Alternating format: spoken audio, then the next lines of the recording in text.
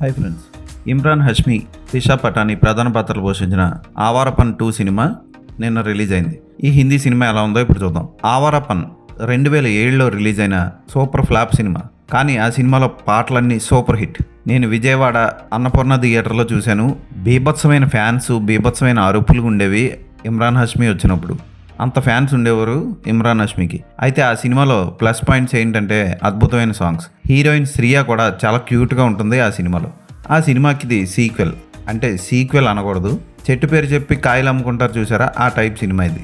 అదే శివం క్యారెక్టర్ ఆలియా సమాధిపై పూలు పెట్టి బర్త్డే విషెస్ చెప్పి ఆ పక్కనే ఉన్న ఓ చిన్న అనాథ పాపని ఎవరో వదిలేసి వెళ్తే అనాథాశ్రమంలో చేరుస్తాడు. ఆ పాపకి ఆలియా అని పేరు పెట్టుకుంటాడు. అయితే ఆ పాపని దత్తత ఇచ్చిన తర్వాత దత్తత తీసుకున్న తల్లిదండ్రులు ఇద్దరిని ఎవరో చంపేసి ఆ పిల్లని కిడ్నాప్ చేస్తారు.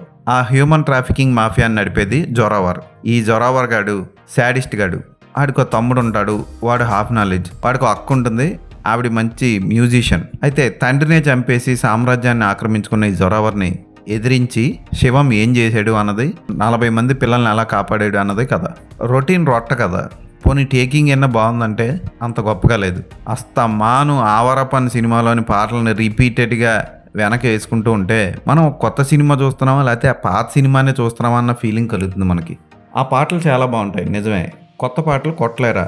అవే పాటలు ఎందుకు ఉపయోగించుకోవడం? అది ఆ సినిమాలో అది హిట్ సాంగ్ ఓకే. ఆ సినిమాలో మిగతా 2 పాటలు కూడా తీసుకొచ్చి ఇందులో పెట్టి బ్యాక్గ్రౌండ్లో వేసుకొని ఫైట్లు పాటలు, కొన్ని దిశా పటాని ఉంది, ఆవి నేను యూజ్ చేసుకొని గ్లామర్ షో అయినా చేశారు, అది లేదు. ఫైట్ సీక్వెన్స్ కొన్ని చోట్ల బాగున్నా అవేం కొత్తగా అనిపించవు. ఒక్క విలన్ క్యారెక్టర్ ఒకటే కొంచెం చూడడానికి వెరైటీగా అనిపిస్తుంది సినిమాలో, అంతకు మించి ఏమీ లేదు. Photography okay, background music okay.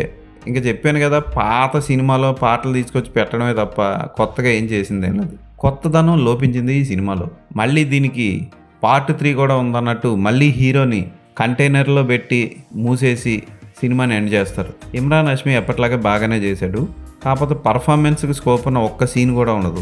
Alia పాత్రలో నటించిన పాప ఆకట్టుకుంటుంది. దిశా పటాని నటించడానికి అసలు స్కోప్ కాదు కదా, ఆవిడ ఫేస్లో ఒకటే ఫీలింగ్ ఉంటుంది సినిమా ఫస్ట్ నుంచి లాస్ట్ వరకు. విలన్ గారు ఒక్కడే బాగా నటించాడు, ఆడ యాక్షన్ బాగుంది. విలన్ గారి తమ్ముడు హాఫ్ నాలెడ్జ్ ఉన్న వ్యక్తి కూడా చాలా బాగా చేశాడు. ఎక్కువగా ఎక్స్పెక్టేషన్స్ పెట్టుకోకుండా మీరు ఇమ్రాన్ హష్మి ఫ్యాన్ అయితే కనీసం అతను చూడడానికి వెళ్ళొచ్చు, అంతకు మించి సినిమాలో చెప్పుకోవడానికి ఏమీ లేదు. ఈ సినిమాకి నేను ఇచ్చే రేటింగ్ 2/5.